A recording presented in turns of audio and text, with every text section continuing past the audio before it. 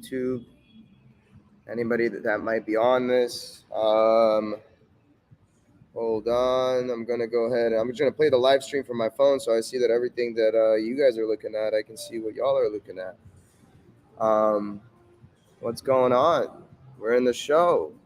Let's see. Cool. We got 31 people on. That's awesome. Well. Welcome. Today we're going to learn to earn, and we're going to learn about investing. Now, this is probably your first time, or I guess second time, seeing me on this YouTube channel where we break down DeFi, crypto, blockchain, and all that sorts of stuff. And I'm actually I'm a coach for the ARC, and this is a big milestone for me because this is the first time that I'm doing a solo masterclass, right? Usually we have our lead coach, Gaven, come on and do these sorts of sessions with you guys. But in the beginning of the year, or I guess in the last few months, we've really been trying to show more face of the other coaches and stuff like that. So you guys have probably seen a little bit of Coach Casey, and now you guys are going to be seeing a lot more of me, Coach Igor, as I present. Now, the topic for today, the masterclass that I'm going to do with you guys, is basically going to be on the best sectors to be invested in to build a fortune in this upcoming bull run, or really not even upcoming bull run. I mean, we'll take advantage of it, but more so this decade of massive revolutionary innovation that we're kind of going through. Now, this is an open masterclass, so everybody's invited. After this meeting is over, if you enjoyed what you see, go ahead and share it with your friends, because we're going through some very pivotal times right now. We're going through a time where innovation is accelerating exponentially, and we're seeing that with AI and gaming and the metaverse and all that sorts of stuff. And predominantly the field that we specialize in at the ARC is blockchain and teaching DeFi. Not only teaching the investment strategies that we have, but also how to use this technology that is completely foreign to you, right? Now, I will get started in just a second here. So excuse me if there's any typos or something that's off in the slide deck. I'm currently kind of experiencing a little bit of a cold, so it was a lot of work to even come up with these slides, but I got it all done for you guys, and I'm very excited to take you guys on this journey, right? Because this journey is an ever unfolding journey. But let us begin. I'm going to go ahead and share my screen. There we go. Let's go ahead and share the entire screen. All right. Whoa. Infinity. All right. Let us begin. Now, Ruben, when I share audio, is it going to be able to be shared? Like if I play something that's not audio? Yeah, you should be good, bro. Okay, cool. Thank you, sir. All right, awesome. Cool. So let's talk about the best sectors to invest in crypto, the sectors that are set to overthrow Bitcoin and create fortunes within the decade, right? So the title of this masterclass is actually Sell Your Bitcoin, right? And the reason why I'm saying that is because there's so much opportunity and so many sectors and fields of blockchain that, Bitcoin has already kind of had its growth, and now we're going to be spotting the other pockets of opportunity within the other subsects of crypto and blockchain technology. This is an open masterclass. Now, today's agenda is, well, first y'all got to know who the heck I am. All right, so I'm gonna give you a little brief on my story, how I got here, where I came from. I'm gonna give you guys the basics of crypto and investing, and then we're gonna go over some blockchain infrastructure, as well as breaking down all the other sectors that we're gonna be diving into today. Towards the end, I'm going to give you guys even an investment strategy so that you can help minimize your risk and maximize your rewards within this new asset class, essentially, right?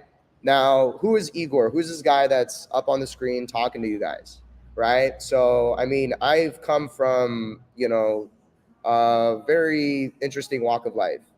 I was originally born overseas in a country called Uzbekistan. I was very, third world. Grew up. I didn't have a lot. It was a very like there was a lot of conditioning into the scarcity mindset and then things like that. But my mother was very brave, and she figured out how to get into the States, and she brought me with her. Right. So she did that. I moved into the States around the second grade. Um, and I'm originally a Russian speaker, but I learned English, and now I speak English way better than I speak Russian. But I essentially, throughout middle school and high school, I was at an art school.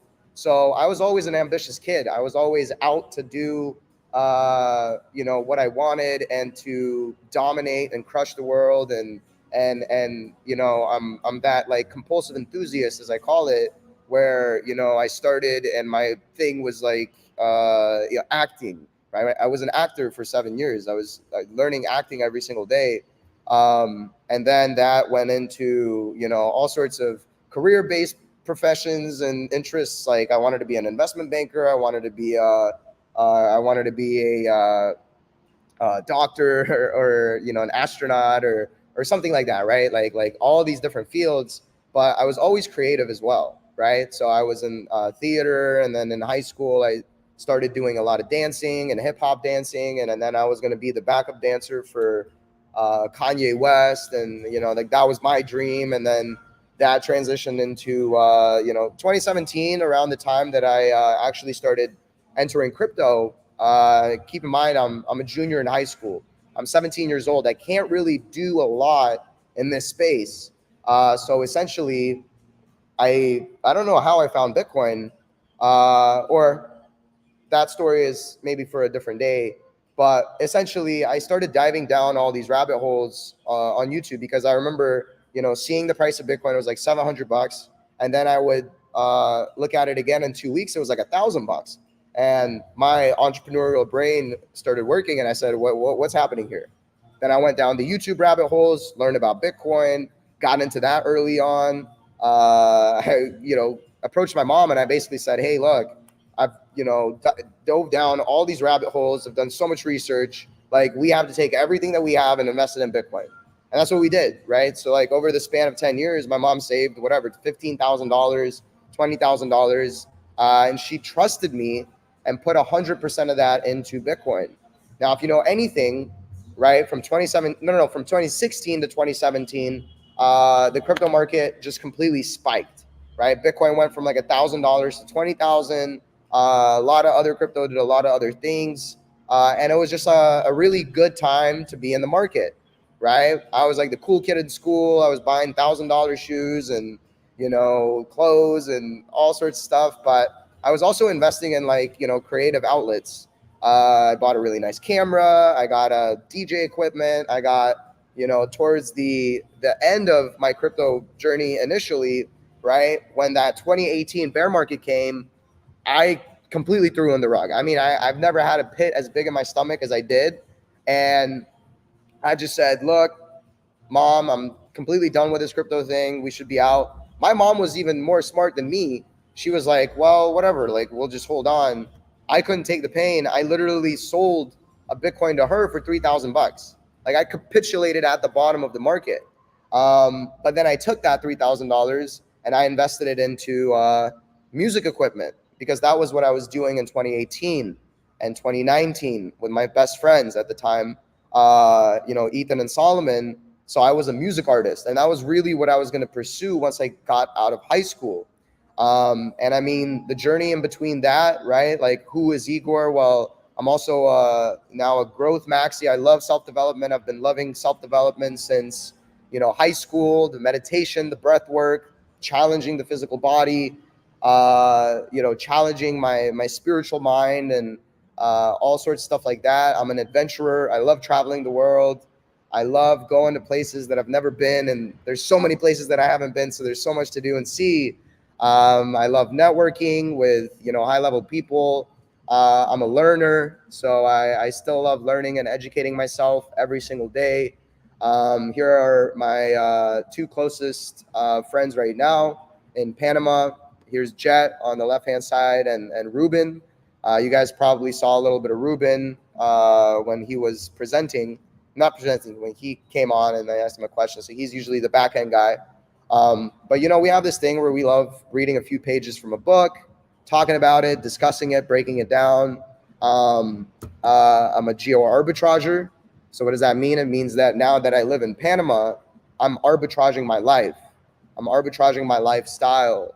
I'm arbitraging my expenses, right? We're paying like $2,200 for a 3-bedroom that we're all splitting in a building with incredible amenities. I mean, there's a gym, a running track on the roof. There's like 3 different pools, a sauna that we have access to, cold plunges, a rock climbing wall if you're into that sort of thing. There's like a pool table and a game room. We can play video games. I mean, this building is incredible. And it's right here in Panama with an oceanside view. And you can see this is a picture I took of the sunrise just a few days ago. I'm a traveler. Here's a picture of me in Dubai. I was there for 2 crypto conferences like 2 months ago. And then I'm an investor more than anything. That's my biggest passion. And not just investing, but then also teaching the skill sets of investing so that I can help empower financial breakthroughs in every one of you guys and girls, gals, women, males, whatever you choose to identify as. I'm an investor. I love teaching what I've learned, and I've learned a lot. I've been through so much. And one of the hardest things that I had to go through in life is when I was in the music artist stage of my life, that's what I was going to do. I was going to move to Chicago with my best friends. We were going to start making music professionally, and all that sorts of stuff.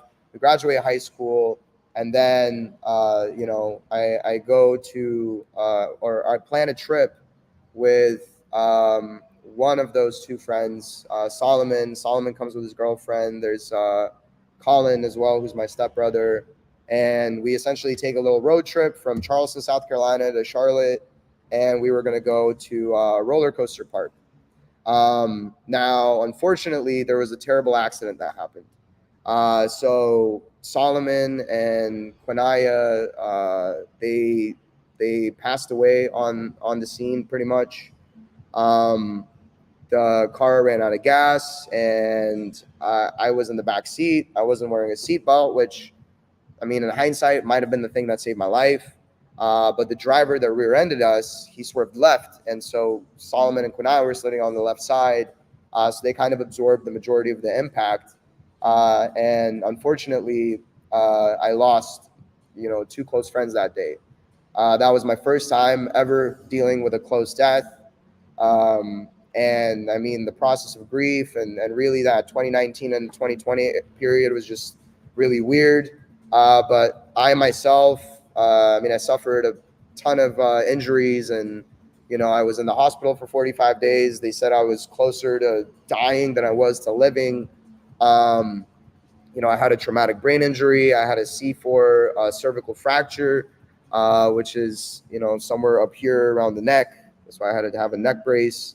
I had 4 fractured ribs. I had a fractured radius, as well as a collapsed lung, as well as some sort of a disease that spreads around hospitals that affects patients sometimes. But I don't remember the name of it, so it is what it is. But so this was basically like a huge U-turn that my life took. And I mean, it's still something that I haven't fully processed yet, but it's just it's one of those moments in life where you come so close to death that when you wake up, you're like, okay, this just happened. There's something that like, why wasn't it me, right? Why was it Solomon, right? Like, you start building up these feelings of guilt and all that sort of stuff. But essentially, right, I try to keep my head up as much as I can, and just come back home, get back to delivering pizzas, which is what I was doing at that time, and just really bracing myself for all that was to come. And there's an interesting thing that happens in the States, right? When you get into a huge car accident, there's lots of insurance claims and settlements that are involved, and even that was a weird process to go through, where we had to arbitrate with, four different families on essentially pinning the cost of life to everyone involved, and it was just a terrible thing. So essentially, that whole process kind of, built me into a state of guilt, like, I don't deserve this, because essentially what then happened, my journey after that, was there was a huge settlement as part of this car accident. And essentially that's where, the lawyers identify all the insurances that we can go after, we negotiate, we do all that sort of stuff. And essentially, for everything that I went through, I received around, $200,000 in March of 2020, as part of that accident settlement. Right now, think about me and my mind state. Right, I don't feel like I deserve this. Why do I get into a terrible car accident where I lose two friends and I'm getting paid, large sums of money for it?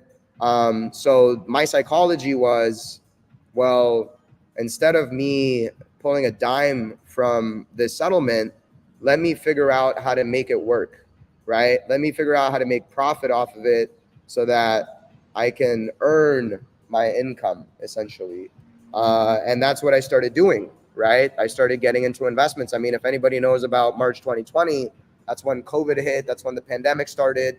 It was like this doom and gloom. You log on to your TV, everybody's telling you that the world's going to end, and all sorts of stuff. And essentially the stock market took the biggest drop that it has ever seen in like 50 years or something like that. Right. And I remembered back to my 2017, 2018 period, being in that crypto market that was booming, and, studying, not studying too much, but, having heard of, Warren Buffett saying to, buy when there's blood in the streets, and to be greedy when others are fearful. I said, I mean, the timing couldn't have been better. So I immediately invest my money. I remember I'm on the way back from a trip I took with my mom, and like in the middle of the airplane, I'm setting up all sorts of exchanges, and I get started with stocks. I go really big on Tesla because I don't know, I just really liked Elon Musk, really liked what he was building. But I said that I couldn't miss a generational opportunity like that, because that's what happens. And those moments don't come often in time. They come very solemnly. And I knew that I was just in this weird time to be alive where that happened, and it was unfolding, in front of my eyes. And it's beautiful when you have awareness of what's going on and where it can lead to. So I immediately started investing my money. I get a month off work from, I was delivering pizzas at the time, because it was COVID, uncertainty, people don't know what the heck is going on, lockdowns. So instead of, taking that time to binge watch Netflix or, play video games all day, which I know a lot of people did, with that freedom of time, right? I did the complete opposite. I said, there's no point in me, wasting this time in this opportunistic generational opportunity. Let me go and find education around what the field that I'm in is, what I'm trying to learn, essentially. So I go, full on courses. I think I spent like, $20,000 or $30,000 on courses, anything from, Forex trading to investing to the psychology of money to real estate courses, property management, all sorts of things that are in this realm of investments and finance and, all of that stuff. And I started really liking it. I really enjoyed mastering the game of money. I really enjoyed kind of putting these codes together to essentially find the little cheat codes in life that can, take us from here to a whole new place. And throughout that journey of me learning and taking courses, I started attending. Well, really, what happened was, so there was that month of no delivery. I'm at home again. Remember, I haven't really made any money yet, so I'm still guilty, and I still feel bad about whatever. I don't deserve this, things like that. So I actually go back to work, and I work up until the end of 2020 around.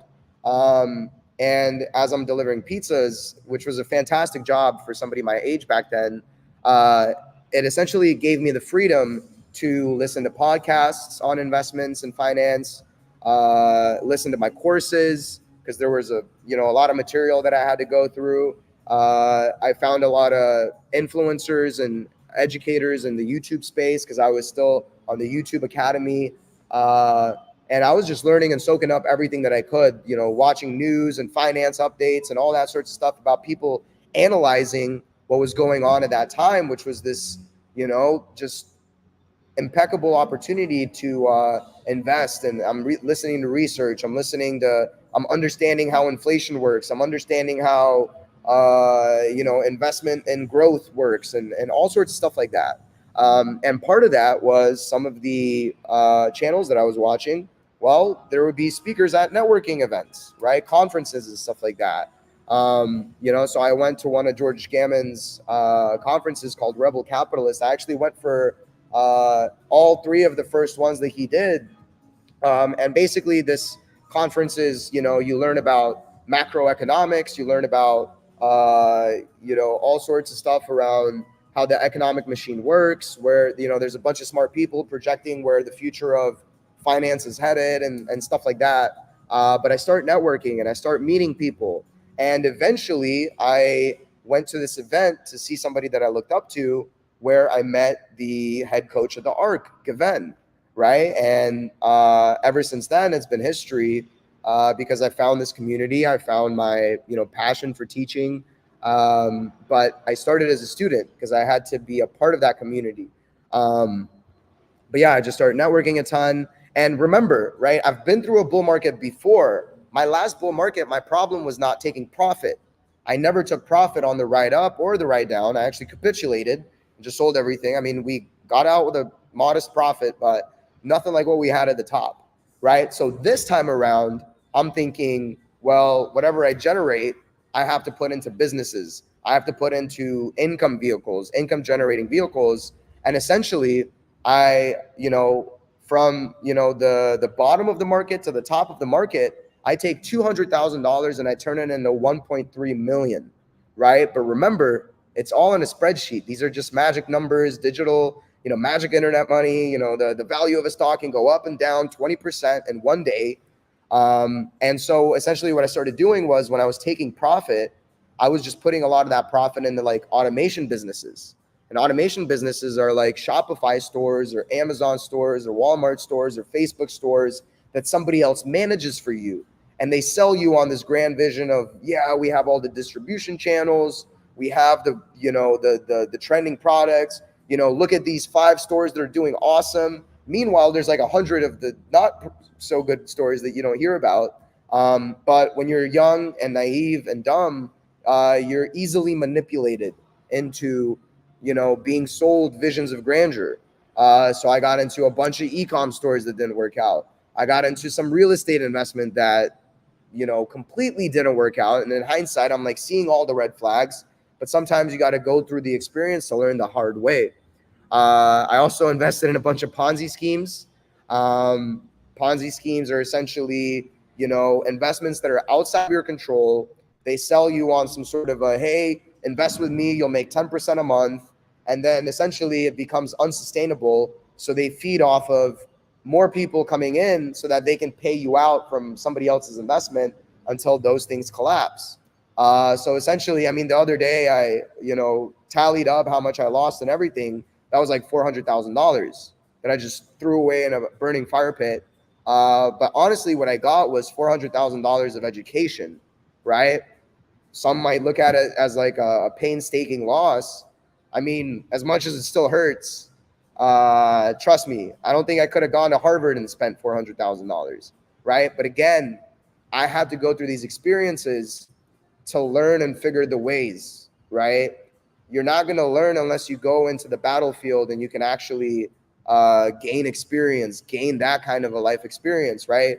Trust me, I had courses where people were very conservative, and any questions I would have asked about the businesses I was getting into, smart people would have told me to stay the heck away from it. But I'm, cocky and I'm self-confident, and I'm like, yo, well, I just did all of this, right? Took 200K and turned it into $1 million. Like, I must be onto something, right? But in a time like that where it's easy to make money, which we're kind of entering another time like that right now, again, it's easy to get manipulated and confirmation biases and all sorts of psychology that operates against you, right? Now, all of that is the past, right? What happened in 2022? Well, we had the biggest bear market that the market has seen in a very long time again, right? So you're looking at a 400K loss. Any other investment that I had now is, nosediving, down 80%. So I'm basically like, starting from scratch again. 200K, million, bam, down back to around where I started. So it was like everything that I did was for nothing, right? But the silver lining in all of it was at the end of 2021, this is like my peak, right? My peak where I had all these businesses and I had all this hope pent up was I found Gaven and I found the ARC and I joined as a student. Now, what was Gaven teaching back then? Well, Gaven was teaching DeFi, right? Now, I was already into crypto, right? This is actually this little buy Bitcoin thing is something that I posted on Snapchat like in 2020 because I had that inclination to spread the message, take the microphone or the megaphone and like scream at shout at the rooftops, guys, you need to invest, you need to invest, you need to invest, you need to invest, right? And again, right, now I met a group that has built a community around this, and I learned DeFi, which is basically it's like crypto investing where you actually use the technology. So the coins are in your custody instead of just on some sort of centralized exchange, on all sorts of stuff like that. And we'll actually get into the basics of crypto later on here. But essentially, right, a lot of the things that I've learned from my journey, from making a lot to losing a lot, from all the education that I got, was that there are some foundations of successful investing, right? I mean, the biggest foundation for me in successful investing was investing in things that I could control, right? Things that were liquid, things that didn't exactly leave my account and were like in somebody else's account where now I had to trust them, or they promised me something that they were responsible for delivering, right?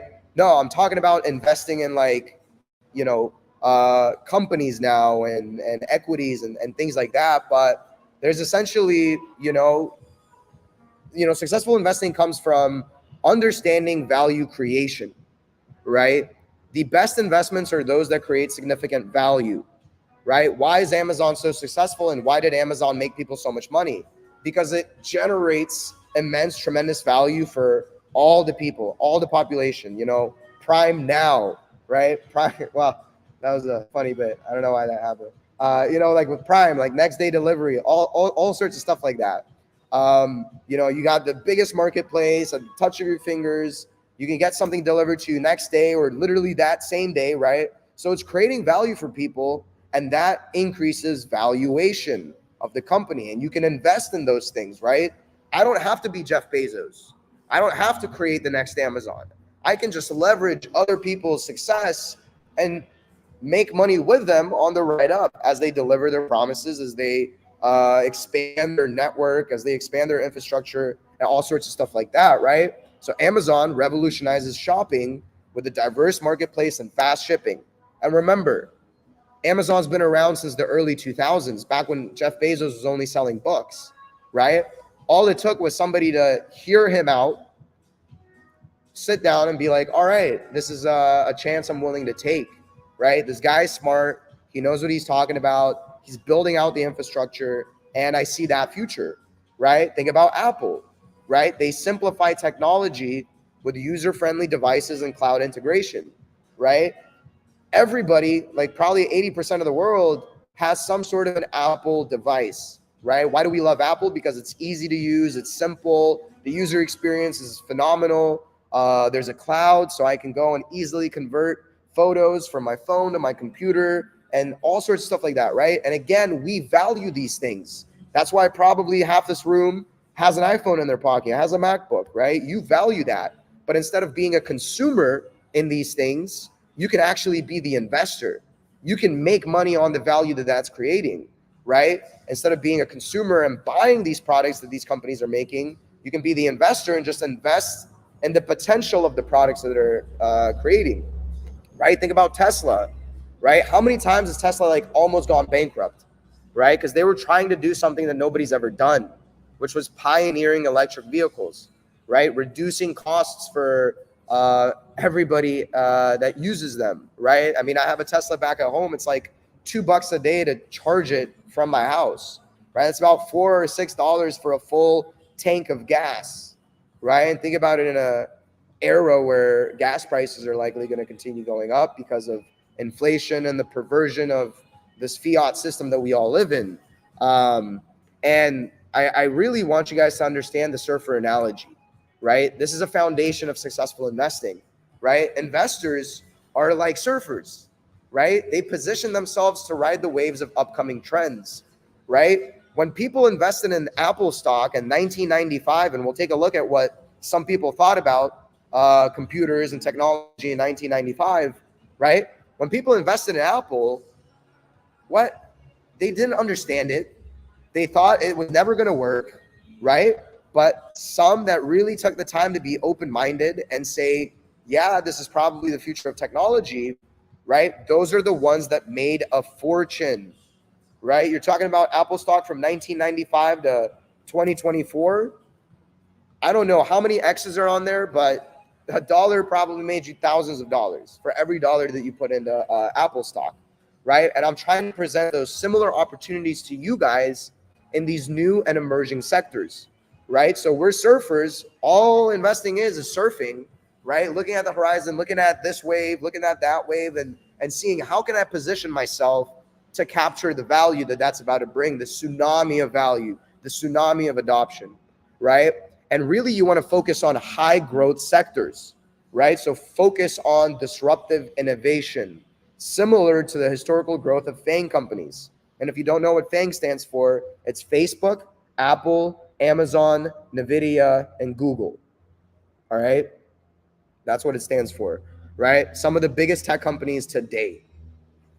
You want to look for high growth sectors, spot the wave of the waves on the horizon, and understand the value creation. But yeah, so now these are the principles of high return investments, right? So we're talking about the foundations of successful investing. Now let's talk about the principles of high returns, right? To generate high returns so that whatever money you start investing now can actually build into something 10 years from now, right? It really comes down to necessity, momentum, and enigma. And what that means is you want to invest in something that everybody needs, right? With a universal need, invest in products and services that everybody needs, right? Everybody's using phones today. Everybody's shipping stuff today, right? Everybody's driving, looking for cheaper costs and solutions, right? Because gas prices are going up, or the trend, if you look at it over the, the past, few decades, is going up and it's becoming unaffordable. You want to invest in unstoppable trends, right? Focus on trends that cannot be halted, right? Look at where AI was just a year ago. Look at where it is now. Look at where it was 10 years ago. It was just a pipe dream, right? People were like, oh, AI one day, in 100 years from now, cyborg cities, flying cars, all that sorts of stuff. No. It came way faster than we expected.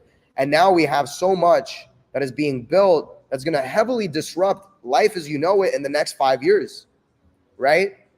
Half the jobs that we know of today are going to be replaced by robots, right? Half of the things that you do on a day-to-day basis are going to become much faster when you start integrating AI, right? And that's just an unstoppable trend because it's providing value to everybody, right? I even used AI to help me create this presentation for you guys, right? Something that would have taken me potentially 12 hours took me around 4, right? It's condensing the amount of time, the value that I'm giving it, condensing the amount of time that I spend on something so that I can use the other parts of that time on things that I enjoy, things like my other responsibilities, taking care of myself, self-care, all that sorts of stuff. So something that everybody needs, that nobody can stop, that very few understand. And that's the most important part of it all, right? You don't want to be where the herd is at, right? Because if you're with the herd, you're being led to the slaughterhouse. Be the black sheep, be the ones that are going against the grain, that are looking in places that and when I say no one, I mean majority of society isn't looking, right? And crypto is still a bad word to a lot of people, right? So again, if very few understand, something that nobody can stop, something that everybody needs, that's what's going to create you the highest returns, because over time, more and more people are going to use it. Over time, it's going to get more and more adopted. And over time, people are going to start understanding it more, now drawing their investment, right? But by then, you went from being the early adopters, the early majority, to now it's kind of too late and like everybody's in it. Whoa, that slide is not, what just happened? Yeah, my journey after that. Principles of high return. So yeah, check this out, guys. This is a video from 1974 on seeing that tsunami before it comes. Very interesting.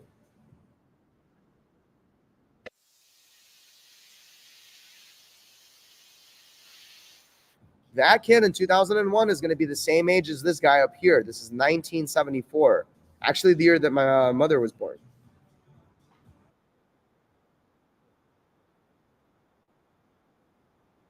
We can't hear it, Igor.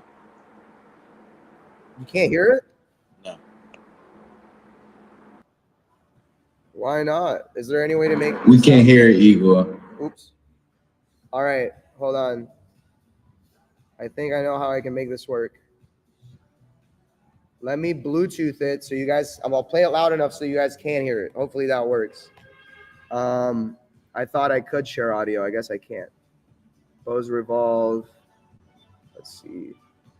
Connected to Igor's MacBook Pro 6. All right. Video longer.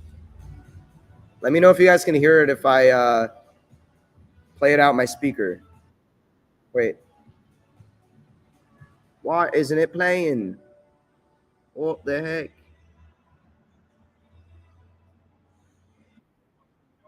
In the year 2001, the same age as I am now, maybe he will be better adjusted to this kind of world that you're trying to portray.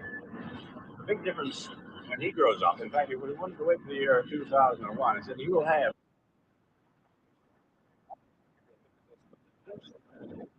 a console so which he can talk.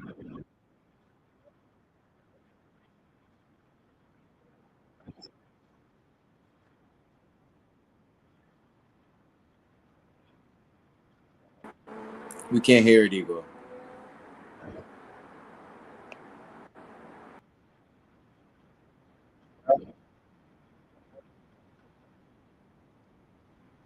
I'm confused. Can you guys hear it or not? Can you guys not hear me now? What? All right. We can hear you. We can't. It is what it is. I guess it doesn't work. But essentially what this guy was saying to this kid was, one day when you get older, what takes a whole room for one computer is going to be a personal device that you're going to have in your home, right? Basically painting the future, setting the stage for that, where the space of computers, which back then was clunky and whatever, right? Like no one really understood what computers were, into what it became in 1995. And I really wish you guys could hear this. So let me, I'm going to stop sharing, and then I'm going to see if I can share in a way that will allow me to share my audio, because it is something that we can do in Zoom. So let me look at audio.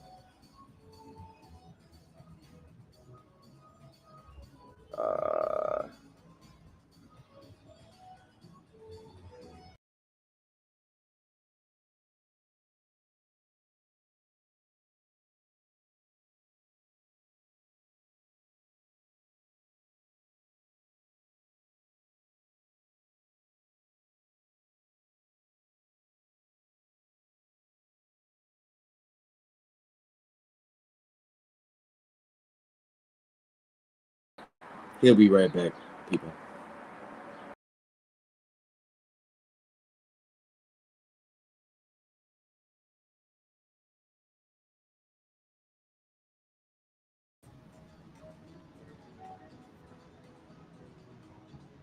Am I back?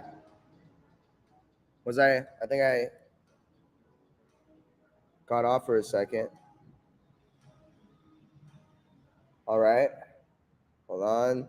Excuse the technical difficulties, guys. It is my first ever masterclass, so it does take some time. All right. Difficulties, guys. All right. Your mama disconnected. So let's see if this works now. Hopefully it does. If it doesn't, then whatever. We will keep moving on and moving forward.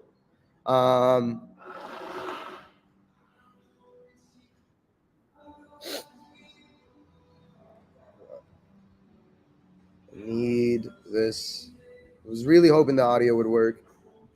So output, let's do Bose. Input, let's do MacBook Pro microphone. This should be better. All right, so you guys tell me what you can hear and what you can't. Right, so we're going from this guy telling this kid in 1974 where the future was going to go, and then now we're talking about what they thought in 1995. Okay.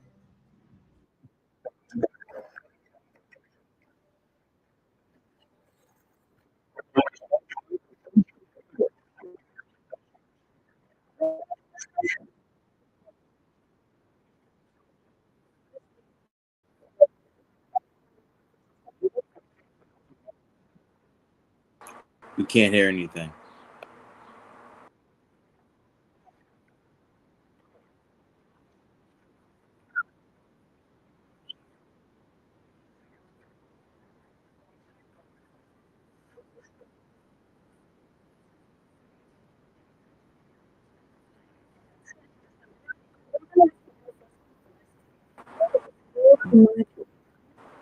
Igor, it's not playing.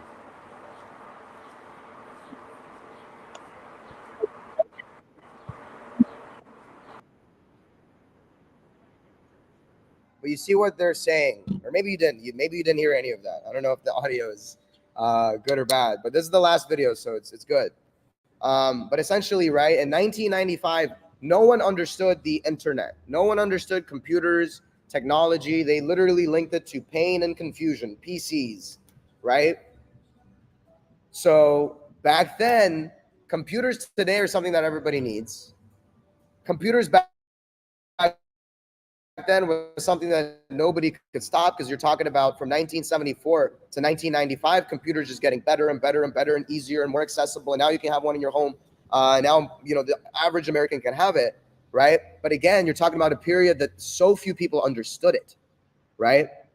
So today, I'd like to bring this to crypto and blockchain, right? Because it is a sector that's or an asset class that so few actually understand, right? A lot of people have negative opinions about crypto, and just a pipe dream, and at first they hate you, then they ignore you, and now, like, the age that we're kind of moving into is they can't help but be with you, right? So what is blockchain? Okay, Yes, blockchain. you gotta share your screen, bro. Did I not share my screen? You just stopped sharing when you went off screen, so you gotta share. Oh man, sorry for the technical difficulty. Everything here is like on a big delay. So I don't know how much y'all missed or what y'all saw, but y'all heard me talk about this guy, pain and confusion. Now we're getting into understanding crypto and the blockchain. All right, and this is going to lead into those sectors that I think are going to be filled with opportunity for the next decade of investing. And yeah, so let me just. So I was just talking, and now we're back on. Cool. All right, so what is blockchain, right? It's a buzzword that you've probably heard mentioned several times. But a blockchain is a decentralized ledger that records transactions across many computers securely and transparently, right? A blockchain is a chain of blocks, and every one of those blocks holds some sort of data that, again, we're talking about decentralized, right? So there's no intermediaries, there's nobody between you and the blockchain, right? The blockchain is just code. Now that eliminates the need for, third parties like banks and institutions. Now we can transact peer to peer. I can transact with you without ever having to go through the banks. That's where the idea of become your own bank comes from. All right. So we're reducing costs. It's way cheaper to use the blockchain than it is the legacy financial system. I still pay like $30 when I send a wire, $40 when I send a wire, right?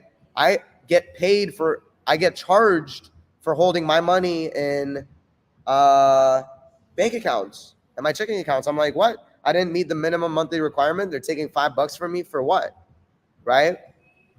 The security of blockchain, and this doesn't go to all of blockchain, but the giants and the leaders and the biggest projects that exist in the space are very secure, right? Like Ethereum, which is the second biggest project in all of crypto, has never been hacked, right? They had an older version that was hacked, but they made the newer version and it's never been hacked since its creation, like in 2016 or something like that. So the security uses cryptographic techniques to secure data, making it tamper-proof. So what's cool about the blockchain is once a block has been mined, once a block has been set, it can never be changed, right? So now there's no more hiding.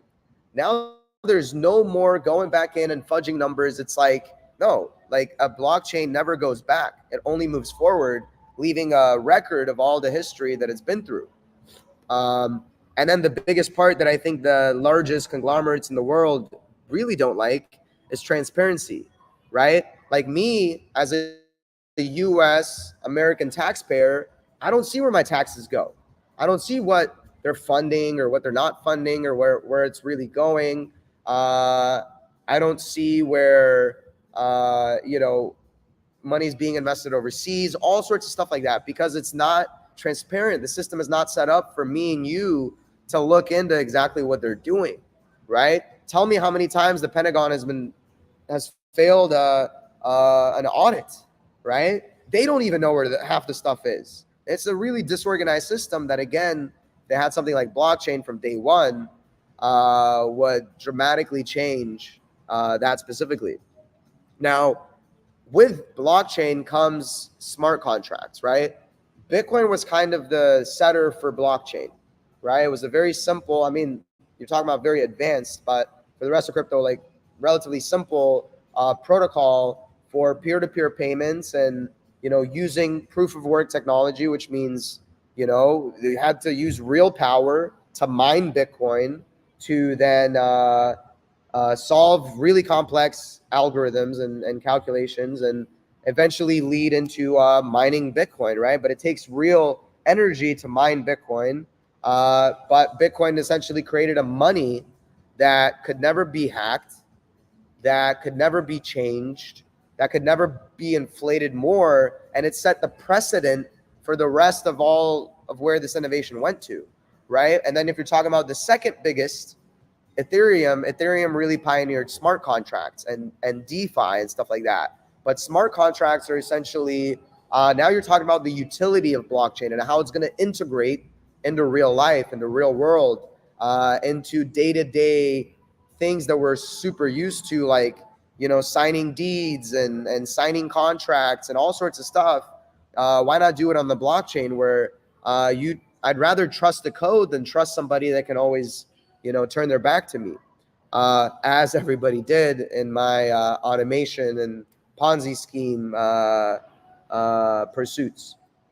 Now, smart contracts are self-executing contracts with the terms directly written in the code. It has three benefits, all right? Automation, meaning now you're getting people out of it, right? This is all automated. So you just build a code and you can replicate and scale it. Trustless, right? Again, all I have to do is trust the code. I don't have to trust a person, right? And there's a saying in DeFi, don't trust but verify, right? In the real world, we have to have trust. I trusted every person that I sent, thousands of dollars to, and they never lived up to their end of the bargain, right? But with smart contracts, it's all written out clearly for you to see. When A happens, B is the result. If C happens, D is the result, right? It's clearly defined, so I know what I'm signing and I know what I'm getting myself into. And I know what I'm secured by, right? And then decentralized finance is really the evolution of where smart contracts led to, which was DeFi, which is something that we specialize in at the ARC. We teach decentralized finance and how to use it, how to really have, a lot of freedom in your money, right? Now I can borrow against myself through collateral-based lending. Now I can invest in assets like the cryptos that I believe in and provide them as liquidity so that other people using DeFi can trade between it, and then I make a share of the fees that they earn, right? We're talking about in DeFi at the ARC, we have a fully on-chain managed vault, right? It's a smart contract that our students pool their cryptos with that allow me and Gaven to manage it, right? We currently have 370 students invested in it, and we help you diversify strategies, diversify assets, all within one wrapper, while it's never in our custody, right? That's the beauty of blockchain. When I invested in a fund that I was in, I had to send a wire. So my money left my account to somebody else's account that could, fly to Mykonos the next day and run away with all my money, right? You don't have those kinds of risks in DeFi. You're talking about, we're using a protocol that an ex-vice president from Goldman Sachs developed, right? So this is, it's really democratizing financial services. And this is really the big picture of what's happening, right? Blockchain is coming to every sector, every industry. One that I think is going to be heavily impacted is even like the medical industry and healthcare and insurance and stuff like that, because now you're talking about something where a system that exists where information can't be changed, information can be easily retrieved, right? Information can easily talk to each other, and you don't have these legacy, all sorts of files and huge filing cabinets, and you got to go sift through it. It's like, no, this is the future.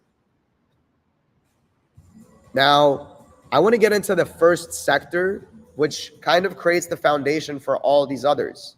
All right. And that's layer one infrastructure. Okay. So essentially what layer one infrastructure is it's the base code, right? It is the infrastructure that all of crypto operates on, right? And there's different layer ones out there, right? Like Bitcoin is the base layer for the Bitcoin blockchain, right? Ethereum is the base layer one for the Ethereum blockchain. And then I have a little picture here of kind of a little, stacked squares on top of each other, right? Where like Ethereum sets the foundation and then other builders build, other blockchains on top of it and things like that. And essentially, right, the infrastructure is what you really want as the investor. I don't care about finding the winning protocol. I don't care about finding the winning app on my iPhone, right? How do I just invest in the infrastructure of iPhones, iMacs, or the internet as a whole, right? Like that's essentially what layer ones give us access to. Now, these serve as the foundation of building and deploying decentralized applications, ensuring security and reliability. So if I'm on Ethereum, now I can start building on top of it. Now, why would I want to choose Ethereum over, something else? Well, because Ethereum has stood the test of time and has never been hacked, right? Why would I want to use Solana, which might be which is another layer one? Well, because Solana is way faster than Ethereum and it has way faster transactions and it's also way cheaper to use, right? So I, as the developer, want to choose the ecosystems that are good for me. Now, Ethereum has the majority of the users, so that's a variable. And then there's all sorts of other competitors out there, so that we really don't know who's going to be king at the end of the day and layer ones. but we can make a few pretty good guesses, right? Now, the value creation that layer ones are creating is, well, by impacting the industry, it provides the necessary infrastructure so that other blockchain applications can be built out, from cryptocurrencies to smart contracts and all sorts of stuff like that. It has a lot of economic benefits, right? The infrastructure is low in transaction costs. It's transparent. We've talked about that. And it's highly secure, right? Ethereum's never been hacked. Things on Ethereum have been hacked because somebody developed poor code and built it on top of Ethereum, but the underlying foundation of the house was never hacked, right? So it's some of the most secure technology we've ever seen. And the current market size of layer ones is actually $2 trillion, right? That's a big number. I mean, Bitcoin makes up like 75% of that. But outside of that, right, layer ones, like that's the infrastructure for all the other use cases of crypto to benefit from. And the growth rate is that we can expect it to become easier to use over time. And sorry, I'm just standing back up, putting my shoes back on. And we can expect, rapid growth in the adoption of blockchain technology. So as time goes on, as the computer went from being, the size of a room to fitting in your house to a supercomputer that I can just fit in my pocket, right? The amount of users is going to exponentially grow because now it's easier to use, easier to understand from a time when it was very hard to understand. And so the growth rate we expect for layer one infrastructure to continue accelerating, right? We're seeing, lots of collaborations from huge corporations testing, layer ones and different kinds of layer ones to offer their sorts of products and services.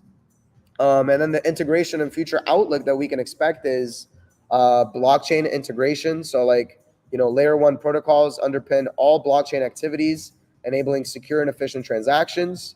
So we're going to see thousands of applications built on top of layer ones. And we're going to talk about some of those like with gaming or, AI services or RWAs, right? We're going to talk about some of these applications and these subsectors that we can invest in. There's huge benefits to society here because of that enhanced security, financial inclusion. I mean, you're talking about systems where, some regions like Argentina, for example, right, that have been so perverted by, fiat inflation where what was worth, $20,000 in cash 5 years ago is worth $20 today, right? So now I was in Dubai listening to, people speak on emerging markets and stuff like that. These emerging markets are the ones using the technology, right? You're talking about grandmothers in Argentina using stable coins, which are, cryptocurrencies that are one-to-one with the US dollar to pay rent with, to pay for their bills. And they do it all through a phone, right? Maybe using something like Telegram or whatever, right? You're talking about technology that everybody needs. Think about half of the world is unbanked because they're so poor that no bank wants their funds. It's too high cost to maintain all these accounts, where with blockchain all you need is an internet connection and a wallet, right? And the trust in this system as opposed to the traditional system is just so much higher, right? Because we establish actually a trustless environment where we don't have to pin our trust to any single person. We just pin it in the code that can be audited and verified and proven. And then market projections is we're expected to keep expanding, right? Crypto is the fastest growing asset class, and DeFi right now is also exponentially growing, where we're seeing ongoing improvements in scalability, right? Because as the size of the users grows, there are certain problems and bottlenecks that we encounter, like scalability, right? That's why Ethereum is so expensive to use. So right now we're looking for other solutions like, layer twos that are built on top of Ethereum to help scale it. So they help take a lot of congestion off of the network, because you can think of Ethereum when you use it as like you taking your car on the freeway, but Ethereum was maybe built with 5 lanes, where now we have to expand it all the way to 15 lanes for it to be cheap, fast, and reliable. which it is reliable and somewhat fast, but it's definitely not cheap. So now I want to talk about the next sector. Okay. So layer ones gave the foundation. Well, now we can explore other avenues of what's being built on top of these layer ones. Okay. And the one that I really want to start with is AI, artificial intelligence. Right now, if you've been in the know or not, right? I mean, AI is growing at an exponential rate. Where I use ChatGPT basically on a daily basis now to write emails, to write responses, to calculate certain things, to do back tests, and all sorts of things that I can help automate in my life that would take me hours, I now do in minutes. Right? That's creating me value, immense value. But now, how is AI going to integrate with blockchain? Right? Because the integration of AI with blockchain will enhance, how we analyze data. I was literally doing my back tests using ChatGPT. It helps put things on a table. It helps analyze things for me, right? We're talking about automations, where now we'll have AI that performs certain tasks for us, right? That we just tell it, hey, write me a report for why gold is going to boom in the next 5 years and use this article as a reference. Like, we can just do so many creative things with it. And most importantly, decision making, right? Because humans hate making decisions. So really where it's going is, a very bright world. In my opinion, I don't have a negative viewpoint on any form of innovation if there is value that's going to be created from it, right? Now, the key features are data integrity, right? We can ensure the accuracy and reliability of data, automation. We automate complex processes through smart contracts, through AI that helps us, work through that a lot faster. Predictive analytics, right? So this is something that like I would be using in my field with investing and reading charts potentially and fundamental analysis and all sorts of stuff. Like, we can use AI to analyze data, to look for trends and make predictions, right? And the importance of this is that we combine the strength of AI and blockchain to create more intelligent and secure systems, right? Because we have the fight of centralization and decentralization, and then we have everything that AI is going to create, everything that blockchain helps foster. And then if we combine those two, AI on the blockchain is likely going to be one of the bigger developments over this next decade, and how we use AI, how we interact and communicate with it. Now, the value that AI is creating, I mean, there's so much value, right? But I give you two industry examples here with like finance, where we can automate trading, we can do fraud detection. I mean, this list would be endless, but I think, some fields here, healthcare, securing patient data management, personalizing treatments, right? Having AI be your doctor. You wouldn't ever think that your doctor would get replaced, but we potentially are moving in a future where that might be a reality, right? Like, if you guys remember the movie Elysium, where there was like this, whole other like moon planet where all the rich people were, and there were these certain devices that they could get into. It would identify a cancer, a tumor, and then through some sort of crazy AI robot technology, it would just go ahead and heal you right then and there, right? It sounds too good to be true, but at the same time, we've already seen so many things that were too good to be true, just 5-10 years ago, come manifest and come in this reality. Now, there's a lot of economic benefits to AI, right? Again, there's going to be a lot of economic disadvantages for certain people that are in fields that are going to be replaced by AI, but we've seen that happen in every innovation cycle that we've been through, right? From the Industrial Revolution, putting a lot of people that had, certain craftsmanships and things like that out of business, because now things are mass produced, and then we had the introduction of the assembly line, right? That made things cheaper, faster, more efficient. So it replaced certain jobs, created new jobs, obviously, but created value for everybody else. Now, the economic benefits are that there's going to be a lot of optimization, right? We're going to streamline operations, reduce costs. There's going to be a lot of security benefits with like fraud detection and prevention. That's really the biggest one. On the other side of this, right, AI still will be perverted into new scams and new frauds and new ways of, exploiting people. And that's why, our community is so, keeps our integrity so high, in that we, from the beginning, will teach you about the scams. From the beginning, we'll teach you about all the fraud that you can get yourself into and all that sorts of stuff, because as somebody that has no clue, you're easily manipulated, right? Which I experienced in my early journey. Now I'm trying to be the guy that hopefully helps you learn from my experience.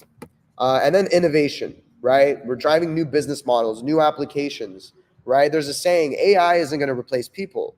People using AI are going to replace people, right? So we need to be on the tail end of this innovation, or we're going to be left behind. Now, that doesn't mean I have to go out and start my own AI company. It doesn't mean that I have to now go and use AI to find a way to make money.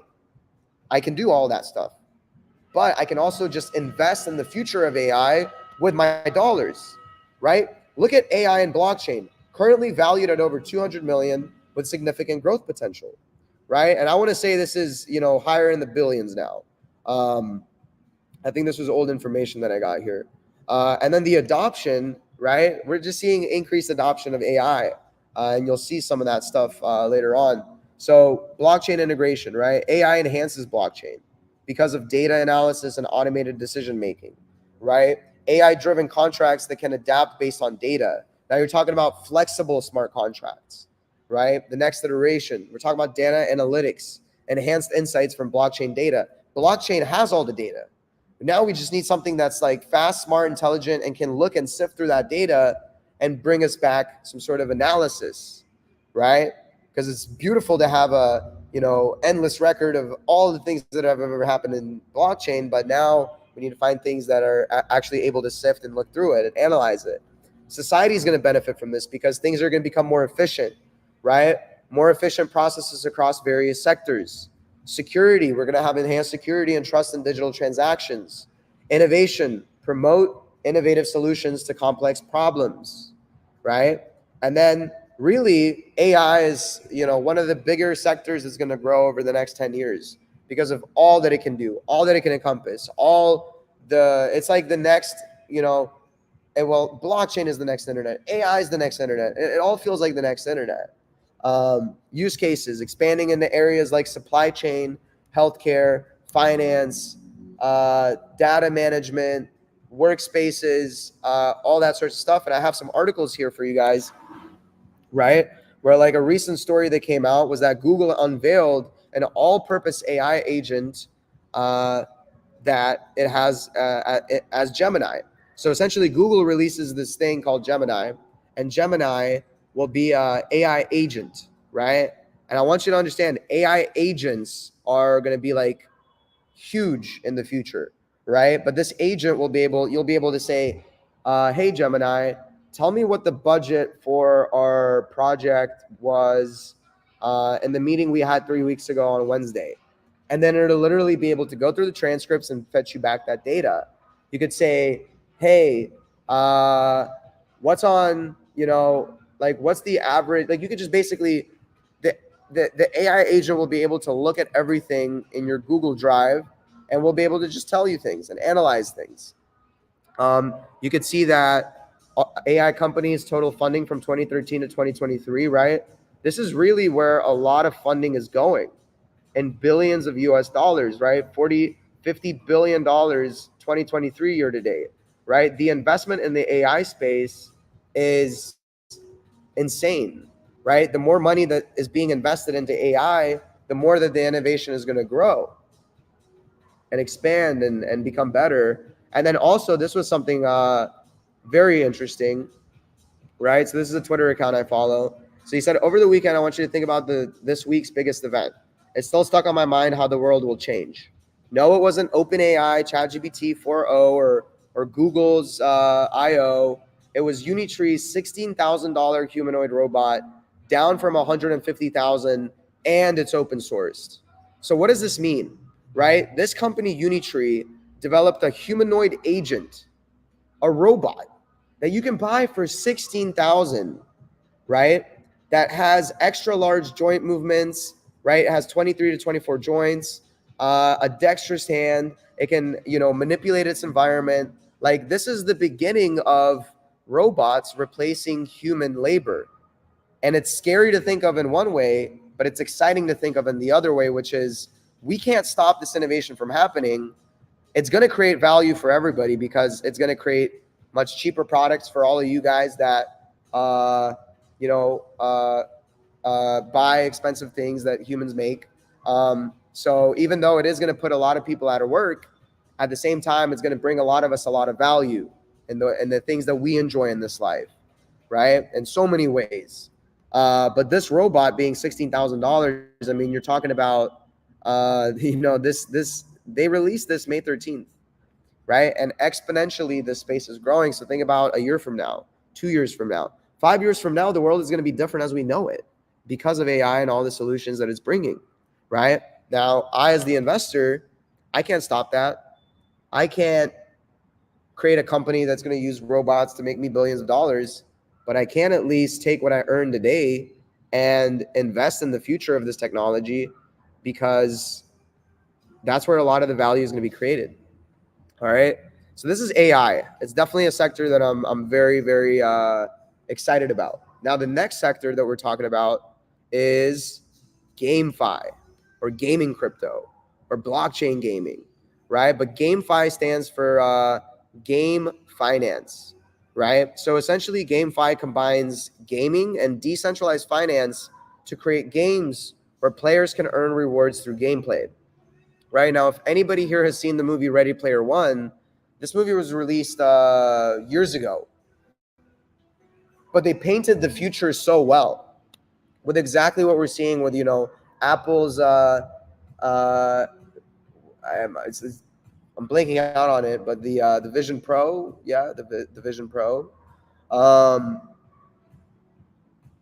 yeah, like, we're seeing the metaverse come to reality. Right now it's boxy, but imagine when it's just going to be glasses like the ones on my face, where I can, like, just escape and go to a different world, right? But now these different worlds, these different games are going to have play to earn tokenomics, where I can play the game and I can earn certain cryptocurrencies or NFTs. And these NFTs could be like in-game items, right? The cool sword that took me multiple quests and multiple hours and multiple slaying of the dragons to acquire, and then I get that as an NFT on the blockchain.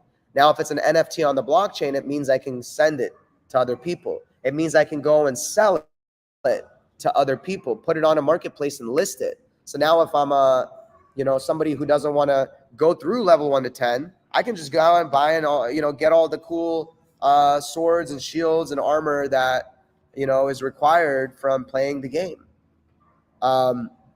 Ownership. Now we're talking about a world where players will be able to truly own in-game assets. It'll be in your wallet.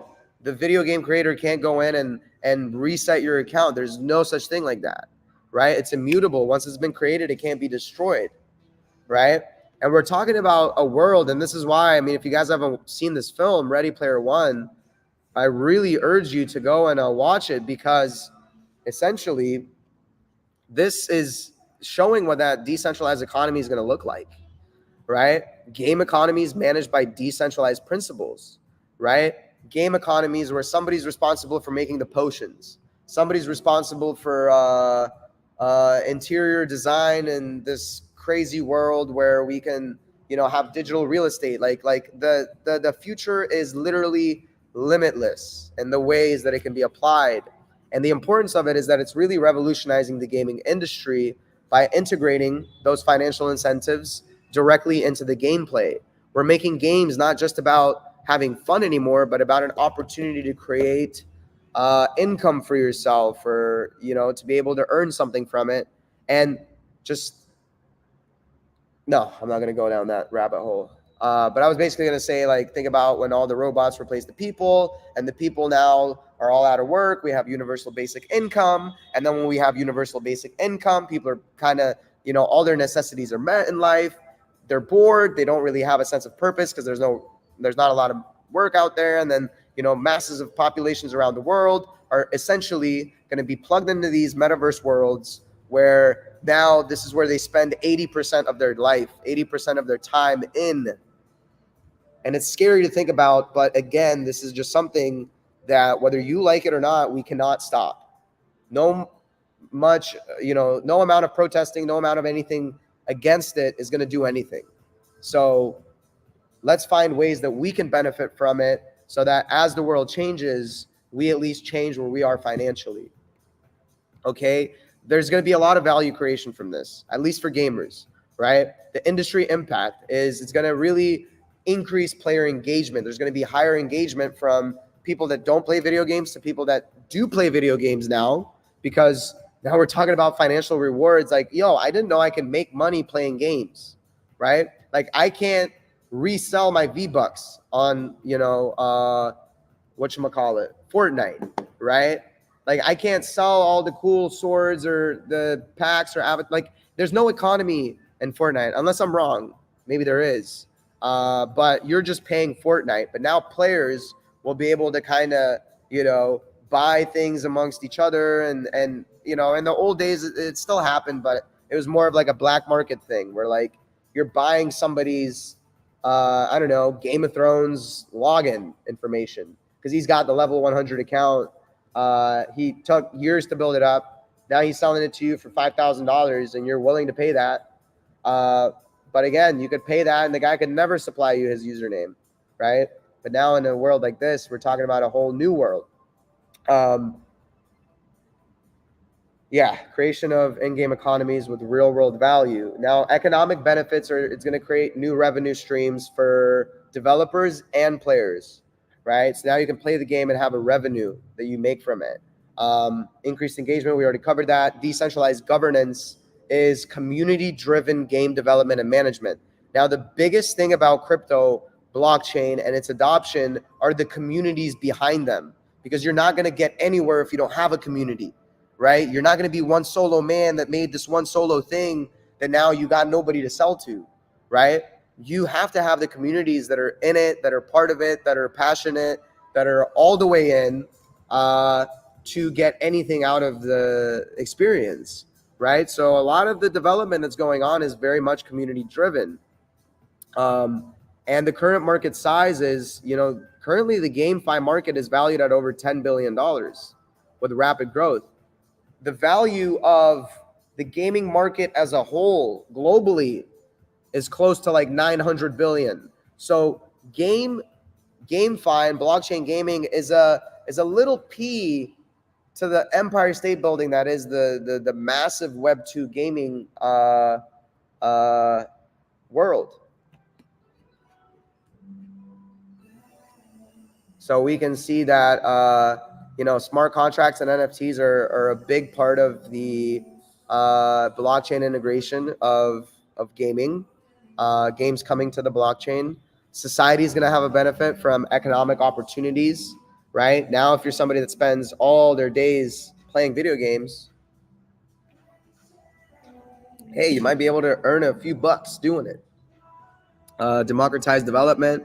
So now we're talking about community-driven game development and digital ownership. So now we're going to empower players with true ownership of digital assets. Now you really own the game that you play. You own your character. You own your skin. You own the everything that goes into it, and you can sell it.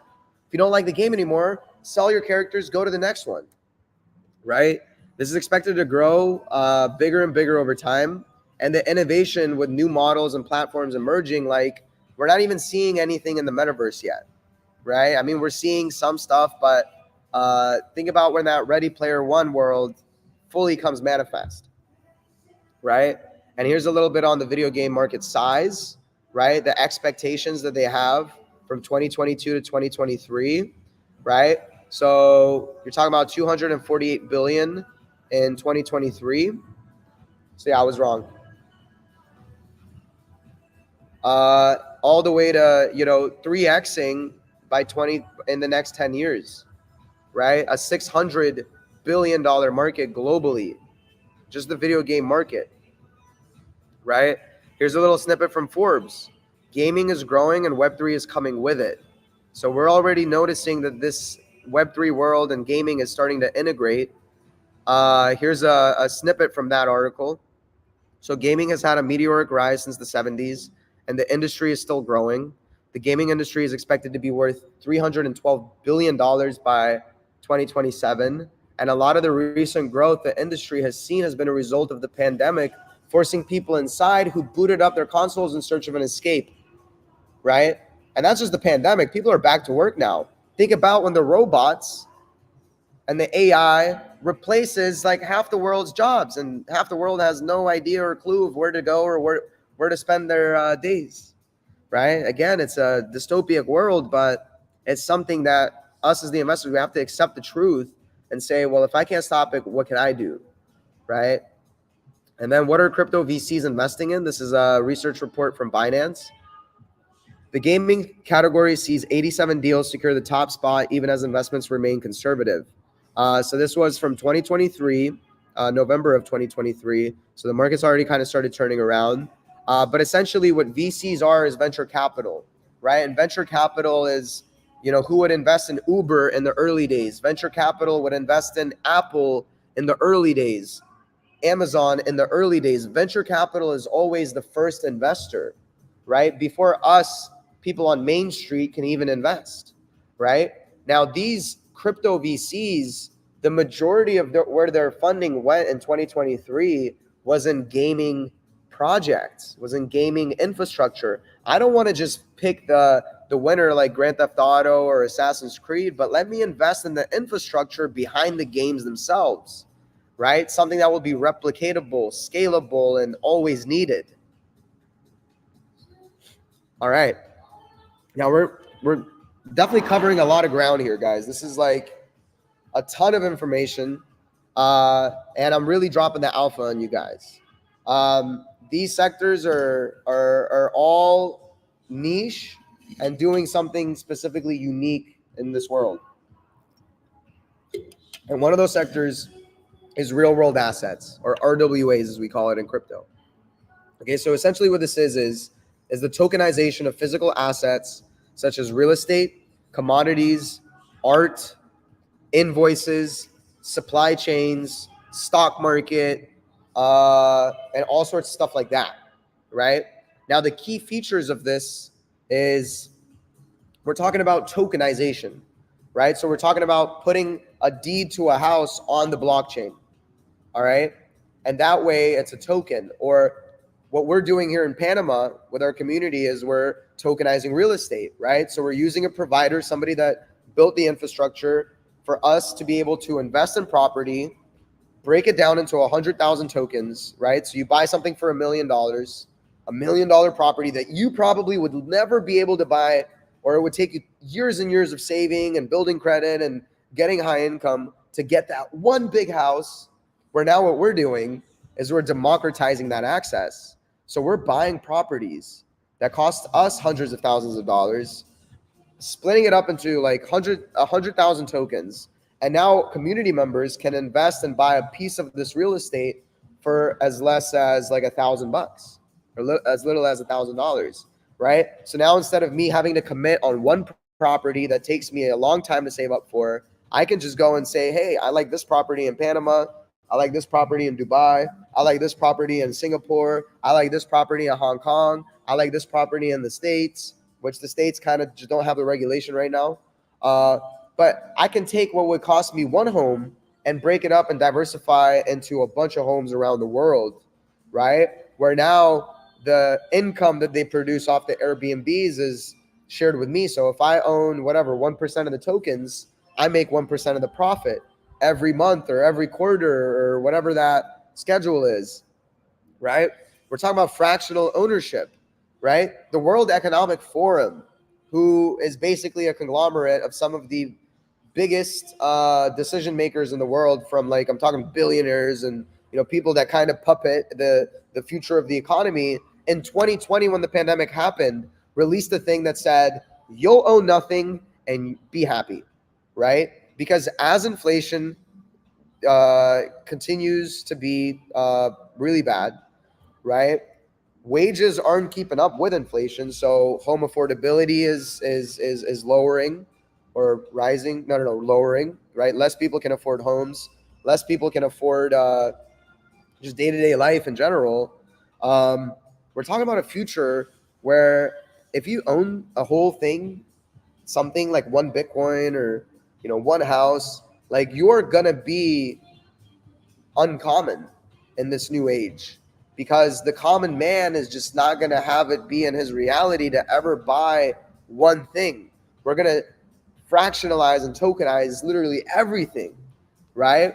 And another key feature and benefit of it is that now we're talking about increased liquidity, right?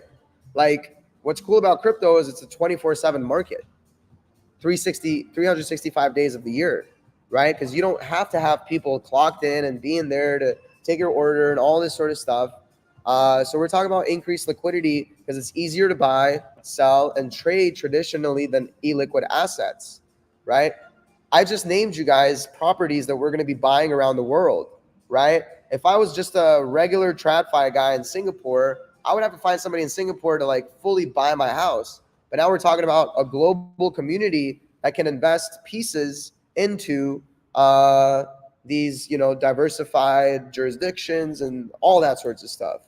And the importance of it is it bridges the gap between physical and digital assets, increasing the accessibility, increasing the liquidity, increasing the participation that everybody's going to have in owning a piece of this thing, right? And this is creating tons of value, right? Because we're talking about real estate being the biggest market in all the financial markets, right? So easier property transactions, easier investments, commodities on the blockchain. So, you know, getting tokenized gold, which we can invest in, tokenized silver. You're talking about, you know, baseball cards. That's a real world asset. But imagine now you fractionalize that really $1 million Babe Ruth baseball card, and now you can own a piece of it, right? And if you own a piece of it, maybe you will put it on a wall somewhere or whatever, right? And all sorts of collectabilia, all sorts of art, right? Because it'll have the economic benefit of, again, increased liquidity. Liquidity is so important for markets. The ability to have buyers and sellers and to connect the two and to increase the network effect, right? Lowering the transaction costs, reducing the cost of buying and selling assets. That's huge. Broader investment opportunities. More people can invest in high value assets. I would love to own a piece of a Van Gogh.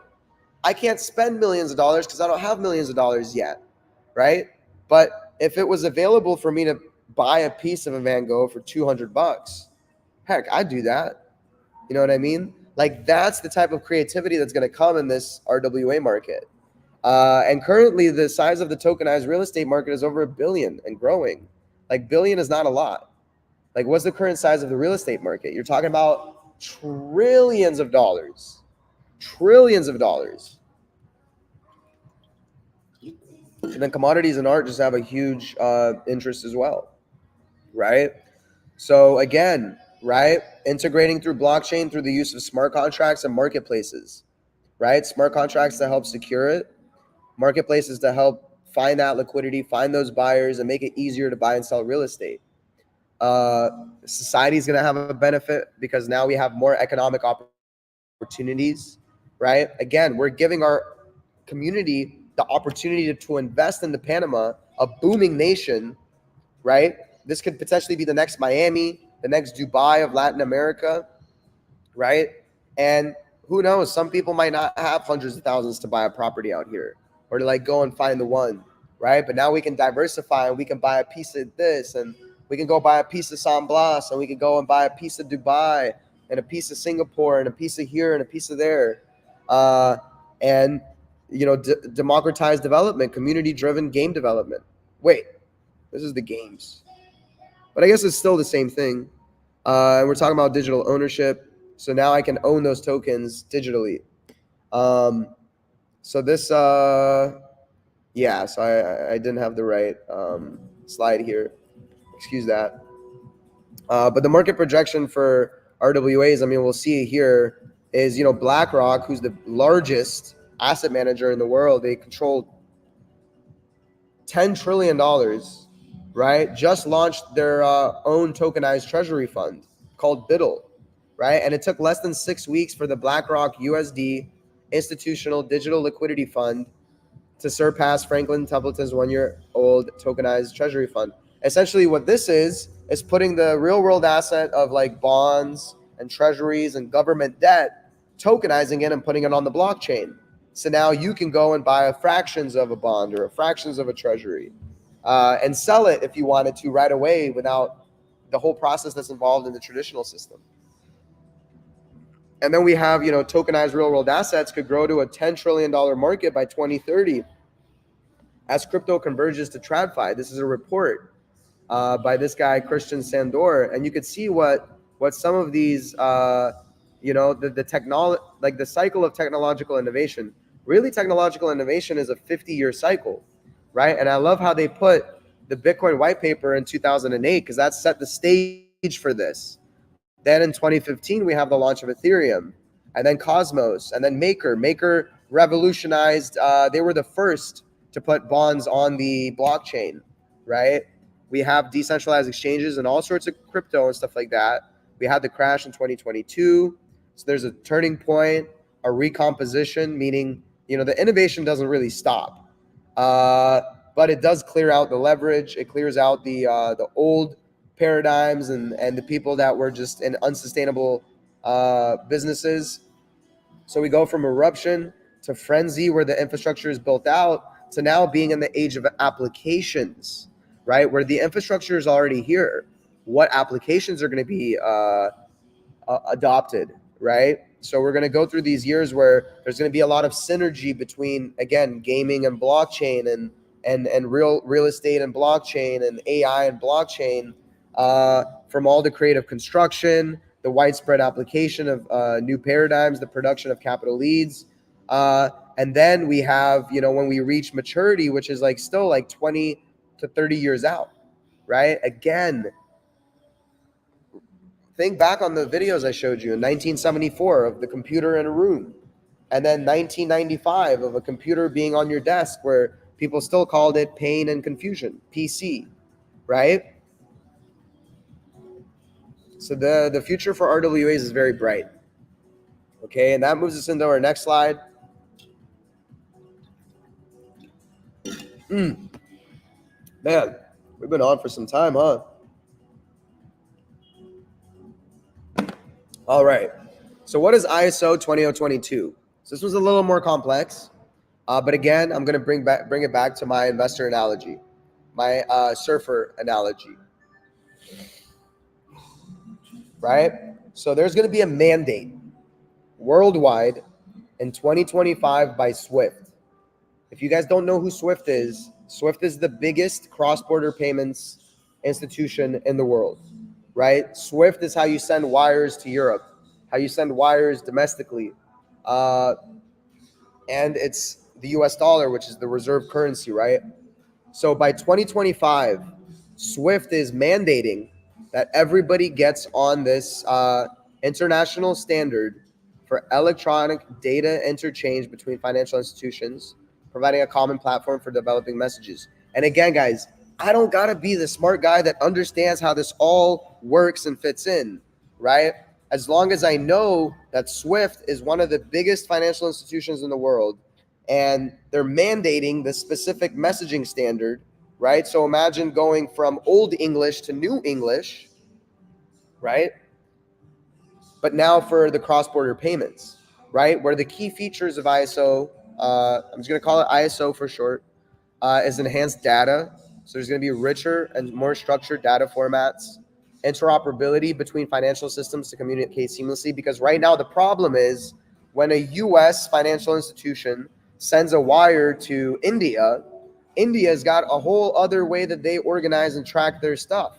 So it takes them days to sift through the information and the message and all that sort of stuff. And that's why the traditional system is so slow. And global standardization. So we're getting everybody on the same page, right? A common language for global financial transactions. And the importance is we're going to streamline messaging, improve efficiency, and way reduce the errors that happen in the system, right? So the value creation. Well, we're going to standardize financial communications, leading to more efficient and reliable transactions. What does that mean? It means that now Cross-border payments are going to be simplified.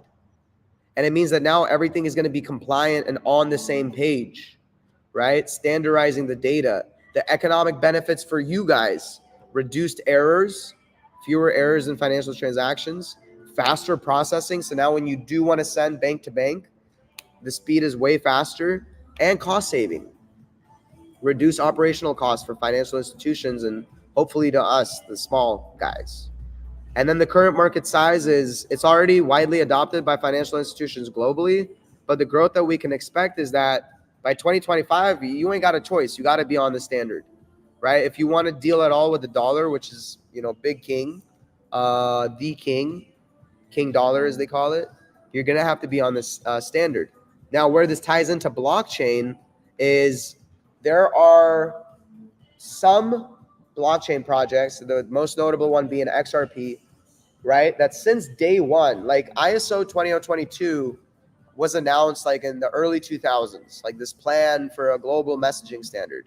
And it's just now being finalized. So when XRP came out, they started building a blockchain that would have been compliant with this ISO 20022, because what XRP is doing, or Ripple, is helping banks get on the blockchain, integrate with the blockchain.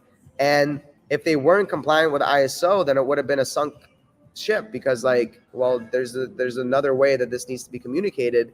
So there's a lot of opportunity with investing in crypto companies that are parts of these sectors, this one's being specifically ISO 20022, and then being that surfer, being like, oh, 2025 is the mandate, right? What can I do now to prepare myself for this huge change in the financial transaction system that we live in today? It's going to improve financial services, make it better, faster, more reliable. There's going to be a global integration, so enhance global connectivity. That's a huge trend overall that's happening, where like the whole globe is kind of connecting to each other. Cost reduction, so there's going to be lower costs for consumers and businesses. Market projections, I would say that the adoption obviously is to be fully adopted by all the major financial institutions by 2025. I think it's November of 2025. And then the innovation would be new use cases and applications emerging, right? Here's some articles here. ISO 20022 migration faces fragmentation, deadline pressures as rollout accelerates, just from March this year, right? The deadline is accelerating. There's only a year and a half left. And then there's a lot of investment being made into it by financial services, right? So almost a third of large banks state they won't meet the ISO 20022 transition deadline of November 2025, warrants quality engineering consultancy, right? So again, right, maybe there's going to be some blockchain solutions that make this integration a lot easier, or make this transition a lot easier. And that's something that we want to look into as investors looking to benefit from this trend. All right, but that kind of completes ISO. And then the last sector that I want to talk to you guys about is decentralized physical infrastructure. Okay, so this is a newer sector. It wasn't really around in the last bull run, or even a few years ago, at least as popular as it is now.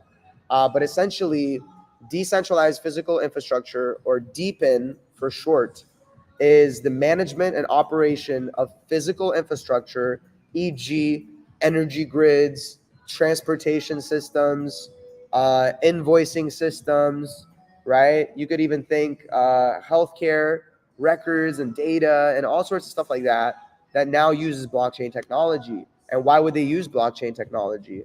Well, there's decentralized governance, so there's community-driven management and decision-making. It's transparent, meaning that open and transparent records of infrastructure management. So now there's no hiding from anybody. And higher efficiency. So optimized operations through smart contracts, right? And the importance of this is it's going to reduce reliance on centralized authorities, enhancing efficiency and transparency. Like one application of DePIN is, say, like this is a DePIN project that I read about.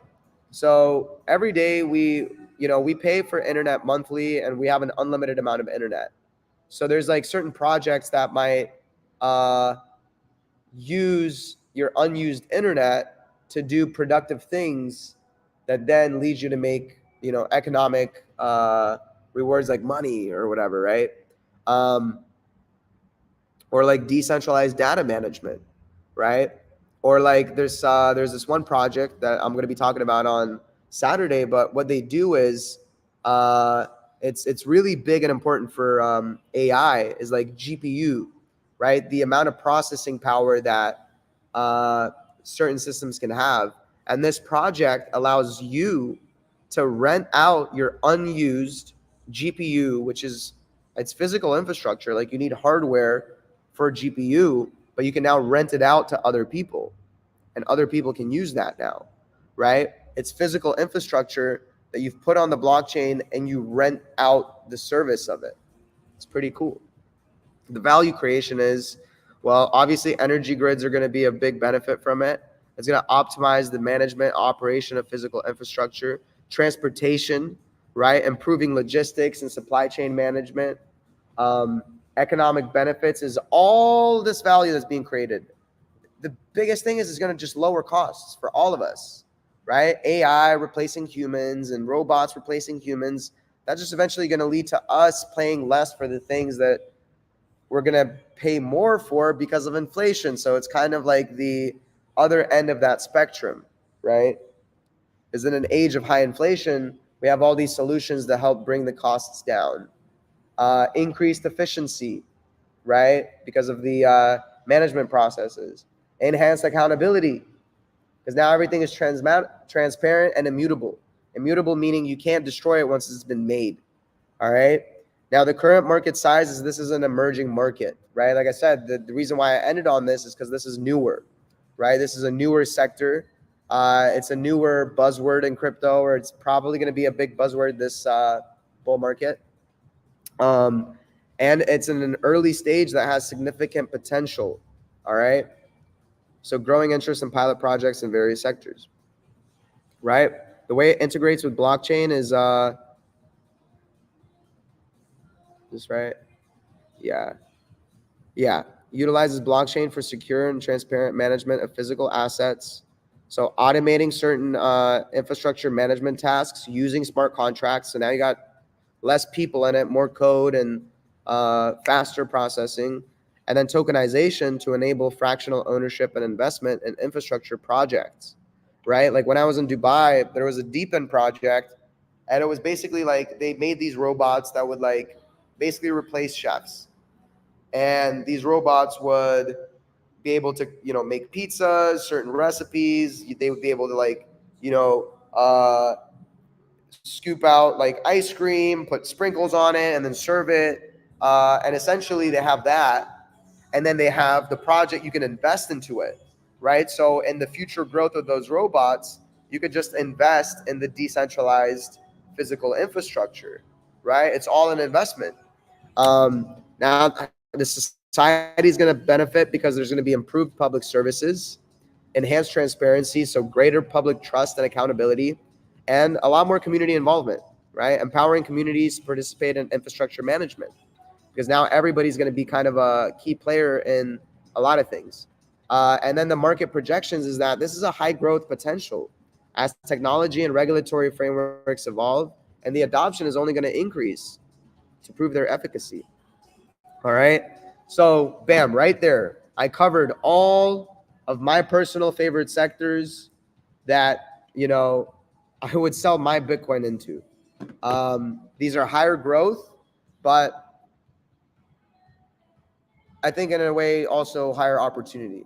Now I want to educate you guys on, bucket strategy for when you're investing into crypto. Okay. Because a lot of people get wrecked in the space. A lot of people are like chickens without heads, and they're just running around to the shiniest objects. And you still want to manage your risk. You still want to be a wise investor, an intelligent investor. You want to be smart in the way that you approach the risk of uncertainty in this market, right? Look at the dot-com boom and bust, right? 80% of the internet companies from 20 years ago are not around today. That's what happens through years of innovation and all these cycles, and people get over leveraged and businesses fail, and then new businesses emerge out of it. But The blue chip bucket is the focus on the established high market cap, which means they're big in size, right? Like high market caps in the stock market are the Amazons, the Facebooks, the Apples, the Nvidias, right? The very established, proven, and reputable companies, right? That's what we in crypto call blue chips. Okay, these are coins that I would say are top 25, top 50, top 100, right? It's definitely a spectrum of how you can identify your blue chip. I personally think, coins in the top 100 are definitely blue chip because you're talking about 20,000 plus crypto projects. You had to do a lot to get to the top 100, right? So these are coins that I would consider blue chips. These provide you a little more stability. Now, don't think by you getting into crypto is going to be a stable ride, but being in those blue chips is going to be a lot more stable than being in all the other parts of crypto that move faster to the upside and the downside. Now, the next bucket is a growth bucket. So this is something in between, something that is completely new, untested, provides a lot of opportunity for growth, but a lot of opportunity for failure. And then something that's already so established that it's so big, like Bitcoin, that it'll take another $1.5 trillion to double its price, right? Like that's what a big market cap does. It takes $1.5 trillion to double the price of Bitcoin. Whereas a coin that's got $1 million market cap, it just takes $1 million to double your money in, right? So a growth bucket is kind of something in between. I would say this is probably like the projects that are top 100 to maybe top 400, right? Anything inside of that is like, it's not exactly your babies and screaming toddlers. Like you're already kind of in kindergarten or middle school. Whereas the blue chips have already graduated, like they've already gone their way through the heavy lifting that comes with the early stages. But these kind of provide you a little more growth. So I do like my growth bucket as well. And then you have the effort bucket, right? Where you allocate small portions of your portfolio to Vegas, right? Go to Vegas, take high risk, high reward plays, right? The fuck it bucket is just a place for you to take a lot of small gambles, right? Because I don't care about losing $10 or $100 when I have hundreds of thousands, right? But here's the thing. I take, 20 different bets that are very small in size. 90% of them can go to zero, but the 10% that do succeed and do become potentially the next Bitcoins, Ethereums, and all sorts of stuff like that will make up for all the losses that I had because I took asymmetric risk. And I'm taking it and I'm not emotional about it. I'm calculated about it. I have strategy. I'm still using research and fundamentals to optimize what I'm invested in versus something that's got just a shiny object and whatever, right? And the example is investing in innovative startups in the crypto space, right? So one thing that some of our members in the community that we're in have access to is making seed investments, right? We just made one this morning. And essentially all that is you're investing into a company before it's even launched, before it has a token, right? And that is high risk. You're investing while it's starting up, kind of like buying Uber in the early days of Uber, buying Apple when Steve Jobs was just in his basement, right? So the idea is that, 90, 95, 99% of these companies fail. But the 1% that do succeed, man, you're talking about 100 X's. For every dollar you invested, you now have $100. And it's pretty awesome. But this is your little investment strategy for all those sectors that I just named, right? So what I would be doing is I would be studying these sectors, looking at all the blue chips within AI, all the growth within AI, all the small caps within AI, and divvying up my money like this so that I can have the most optimized returns, right? Now, check it out. So I just gave you all a lot of free value. I showed you exactly the sectors that I'm investing in, but I haven't talked about the specific plays that I'm invested in.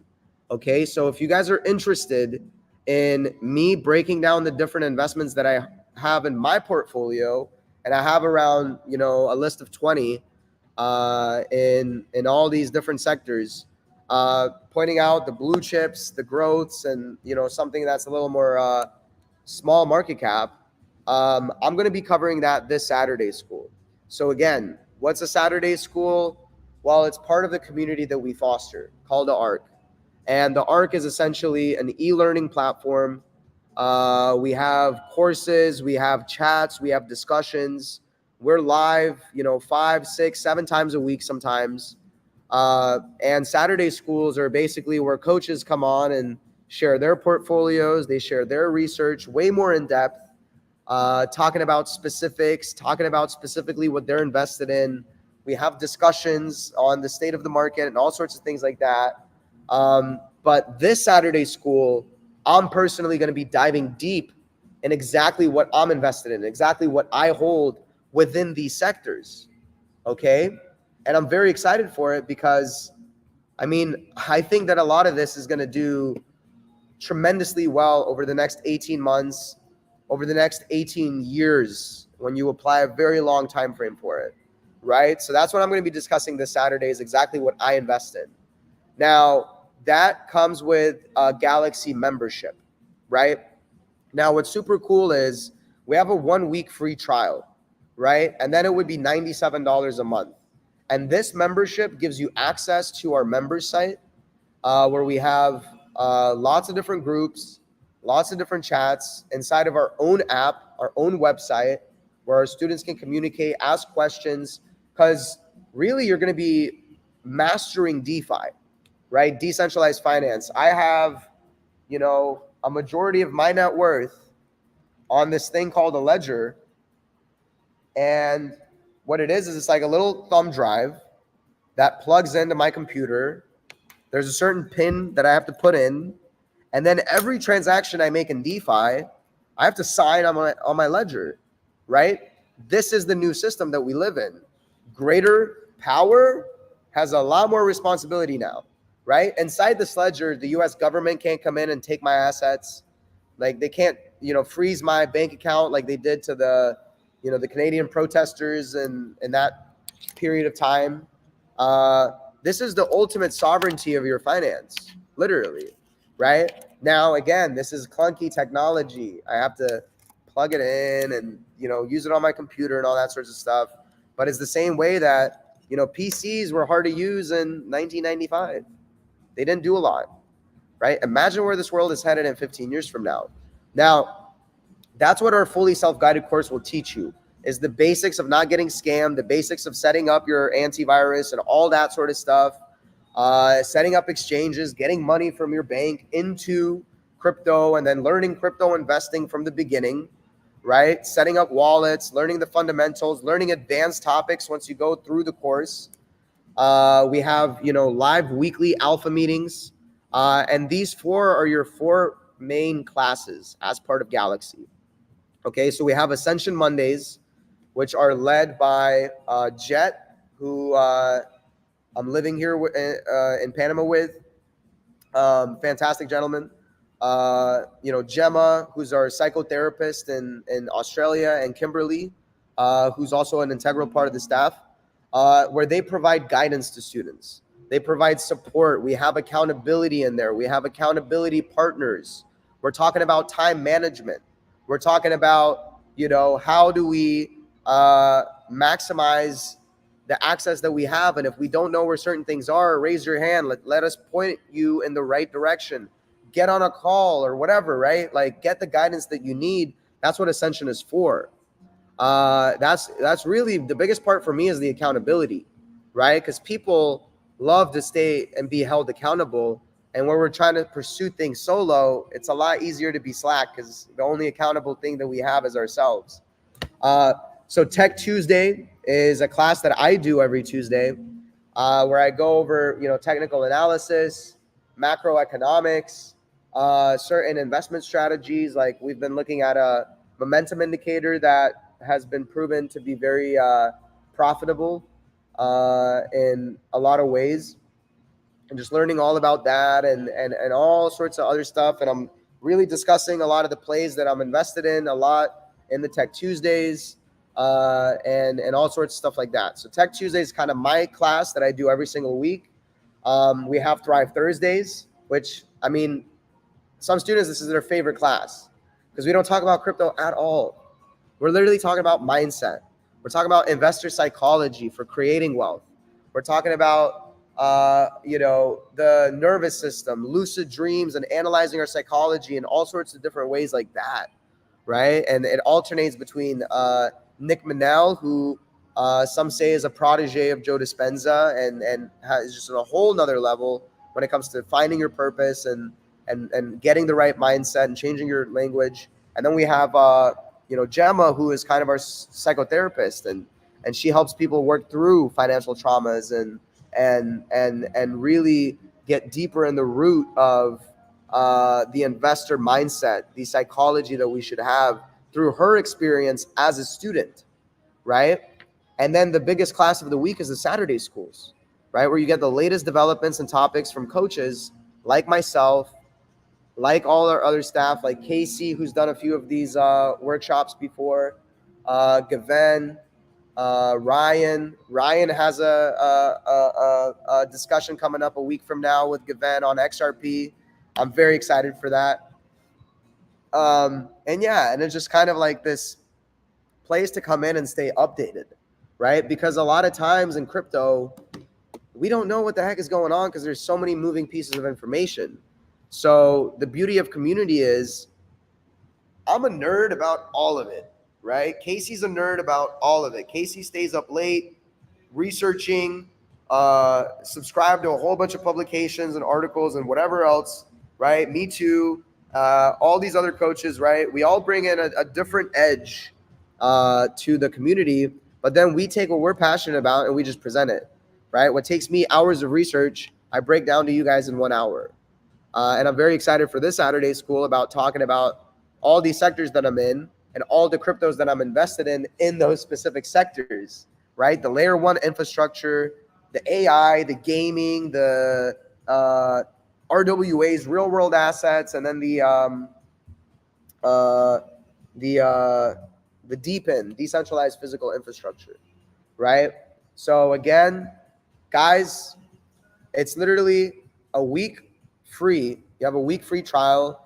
If this is something you're uncertain about, but you want to come to this class to see what I have to say and to see my portfolio, just get the trial. If this is not for you, you can cancel at any time. And if it is for you, it's at the low cost of $97 a month, right? And we keep bringing more and more value to the member site. We keep creating more and more courses. We keep expanding and growing collectively as a community in this new age of crypto disruption. But yeah, that's all I got for you guys. The link for Galaxy should be somewhere in the comments of whatever you're watching this on. And yeah, thank you, everybody, for your time and attention. Okay. This took a lot out of me because I'm dealing with a sinus infection and I had to make all of this not feeling too great, but you guys definitely made me feel a lot better. I have a lot more energy now.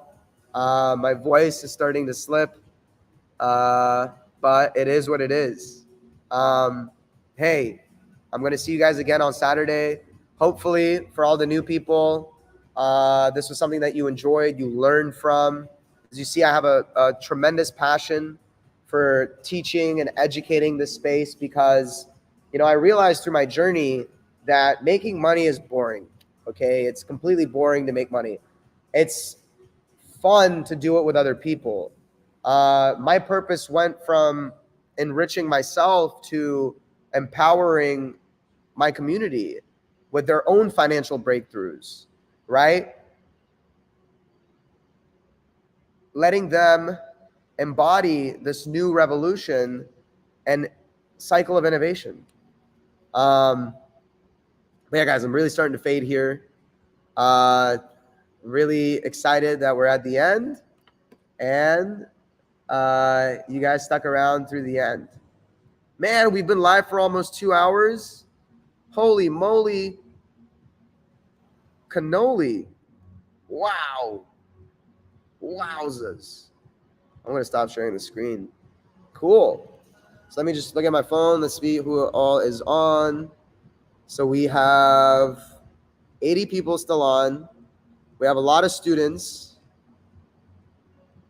I'm just going through some of these comments. Nice. Cool. Lots of support in the comments.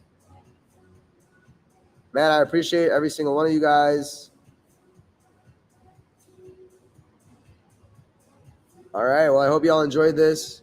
Drop some likes, share this with some friends, you know, because I think you're doing them a disservice by them not being educated on the potential of this space. Imagine if I was that guy 20 years ago telling you, hey, there's this thing called Amazon, and right now they're only selling books, but look at what all that they can do in the future, right? Or hey, there's this thing called Apple, right? Maybe you want to invest $1 into it, right? And imagine I'm that guy right now telling you about all the future that we're going to experience, right?